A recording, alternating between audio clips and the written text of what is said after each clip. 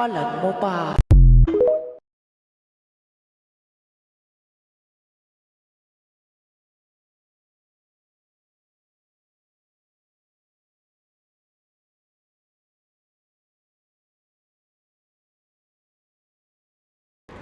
Ayan, good evening po. It's a Friday night. Kita ko lang ngayon na lang ulit ako since February 5 na mula na yelo. Sabi ko nga dito sa lugar namin matatagalan talaga ang pagtunaw ng mga yelo. Ayun sa loob. Kita niyo yung loob ang loob. Yung loob ng bahay. Bali yung biranda nila. Biranda yun. Ayun, daanan kasi nila yan. Ito yung gate. Ayun. Tapos yung paglabas ko doon sa may neighbor ko na bahay, meron pa din sa gilid. Dito po medyo matagal, mas matagal matunaw dito. Sabi ko sa Tokyo. Tokyo, mabilis. Mabilis matunaw ang yelo. May bibilin lang ako. Sabi ng anak ko na pasado daw siya Ayan pa nakatumpok, mga yellow, tumpok. Ayun pa, mga gilid-gilid na. Hindi, madali naman kasi matunaw kaya hindi na nila yan, nasa gilid na po lahat Ayan Ayan.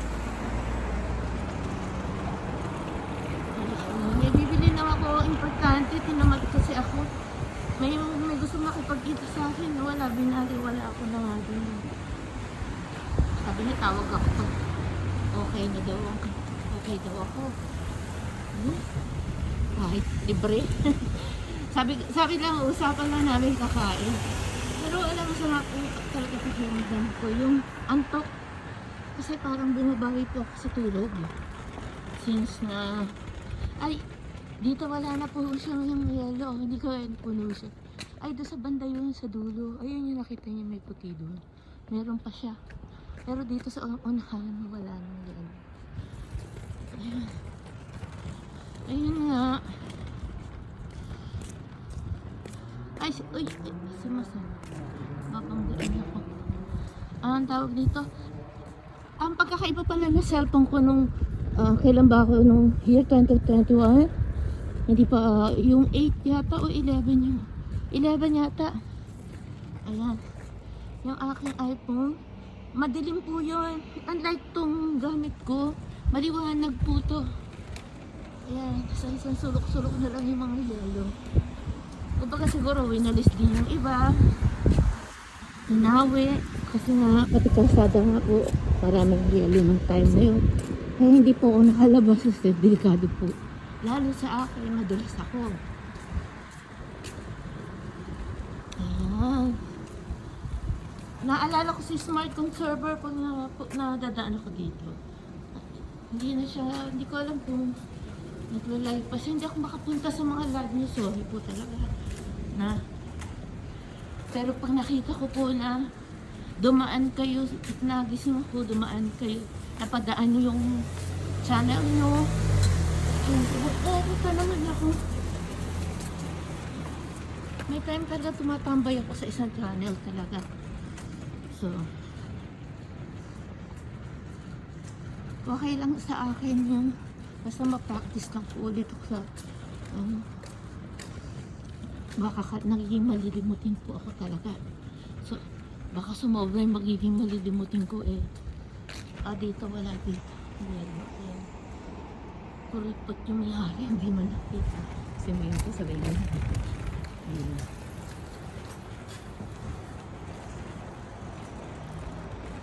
Wala pa rin nakatira dito. Why and why? Ang tagal na po nito Ilang years na ako dito pinapata.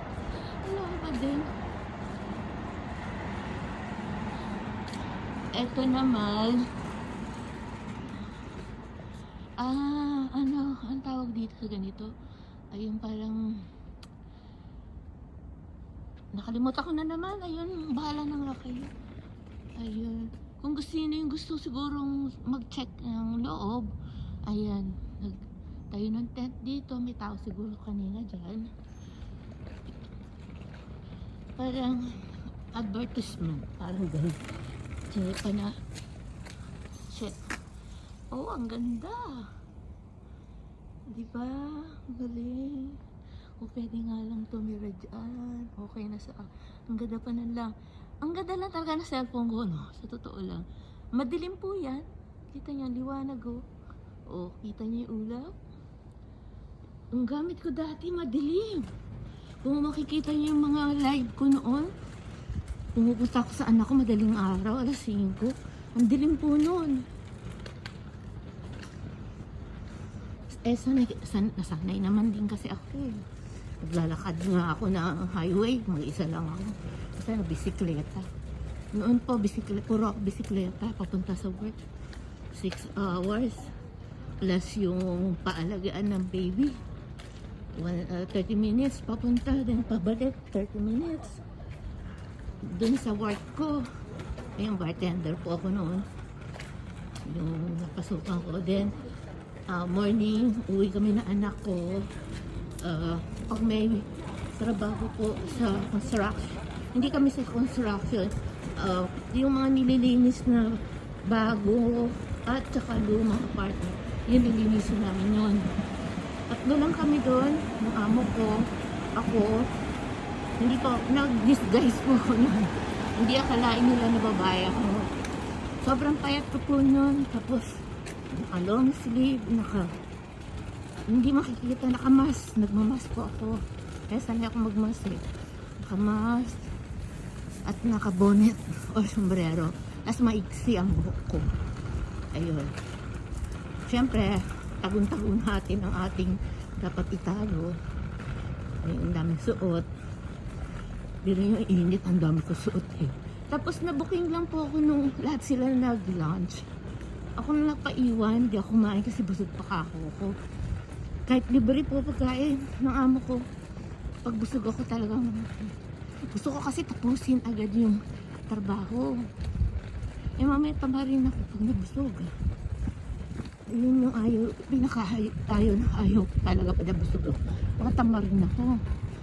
And then, may nakakita po sa amin, balik customer do sa restaurant, club nung Koreana na amo ko.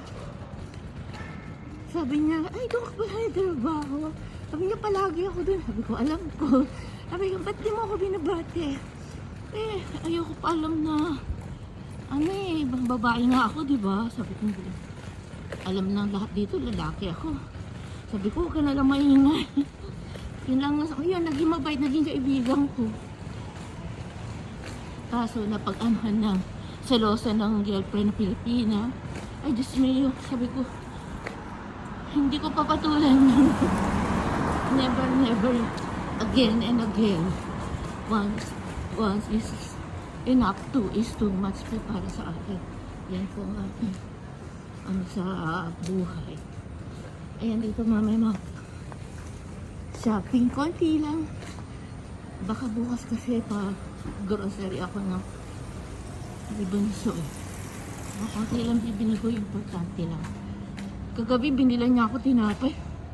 Yun lang po kinain ko lang. Dinner, breakfast, and lunch. Umabot naman lang. Yun. Bukas manonood kami na sine. Sana wag akong tinamad ako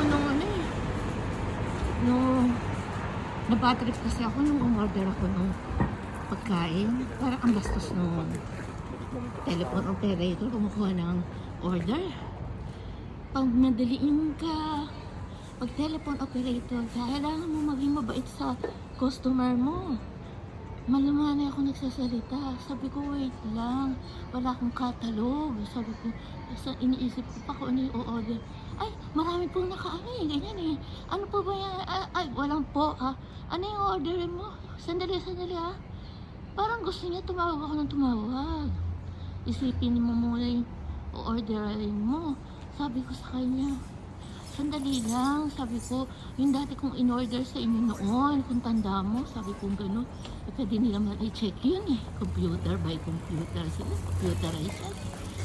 Tapos after nun, sabi ko, "Oh, sige, kausapin mo muna yung gusto mong kausapin." Sabi mo, wait lang." Sabi ko, "Sandali lang naman eh." Tapos nung after nun, nung nakuha niya ni order ko, pinagsabihan ko siya. Pinagsabihan ko, sabi ko, "Customer ako, ganyan ang trato mo sa customer." Sabi ko sa kanya, "Kaya mabagal ako sa ngayon, wala akong catalog."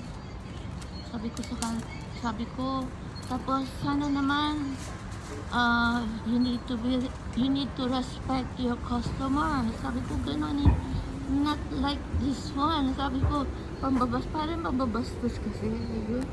Sa sama ng loob ko, hindi po kami natuloy ng anak ko. Ang dinamdam ko po yun. Kasi yung sama ng loob ko, kasi ako yung ugali ko, pag sama ng loob ko talagang ilalabas ko talaga eh. Talagang baboljakin ko talaga siya.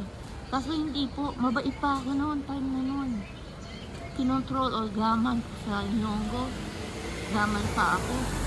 Kasi talagang hindi maganda po talaga yung datingan niya. Paano siya kumuha ng order. O yun lang po, share ko lang po. Pero wala na yun. Hindi ko na tinuloy yung order ko sa kanya. Kasi before pala, magbabayad ka nga pala sa ATM. So, nangyari naman, yung ATM card ko, di ba, since December nawala nga yun. So, mangyayari, pupunta pa ako dun sa bangko para dun ako magbayad. Eh, hindi naman ako palalabas na tao. Ang layo po nun. Sabi ko, ano ba, dalawa pinag-isipan ko. Nabuisit ako sa kanya, pipilitin ko magbayad. Nabubuisit ako sa kanya.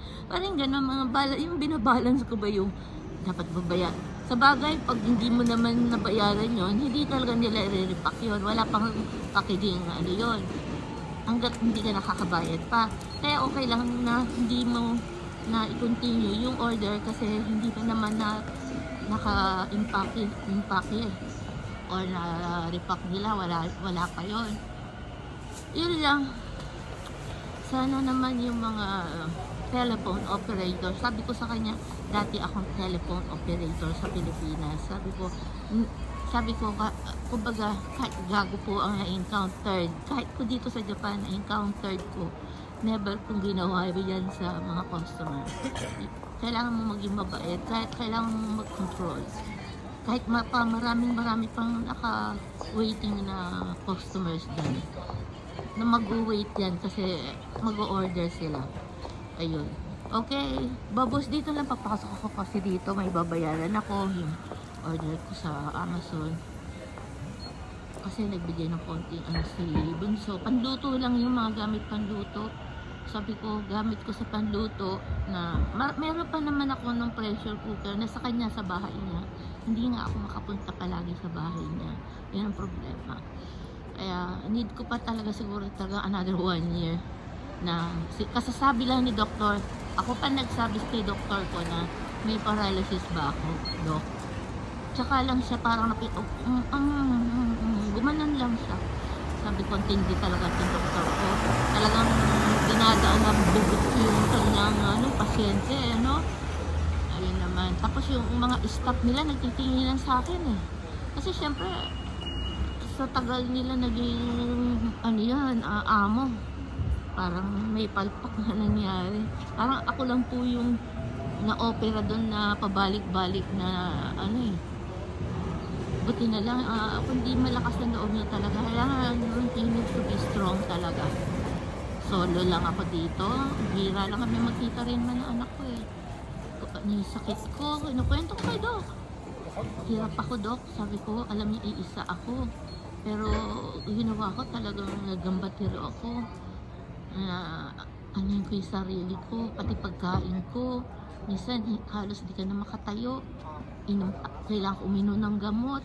Hindi ako makain, uminom ako ng gamot. Wala kang minsan gana, yung mga ganun eh. Kaya hirap. Kaya kailangan natin maging matatag po sa buhay. Kaya kung kukunin tayo ni Lord, okay lang. Sa akin, okay lang ako. Basta ang iniisip ko yung anak ko dito eh. Bata pa kasi.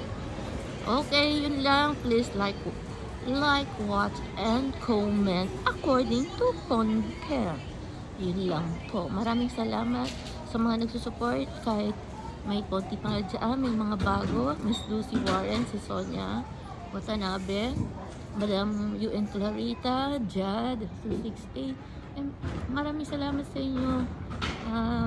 Kahit papano hindi nyo ako iniiwan.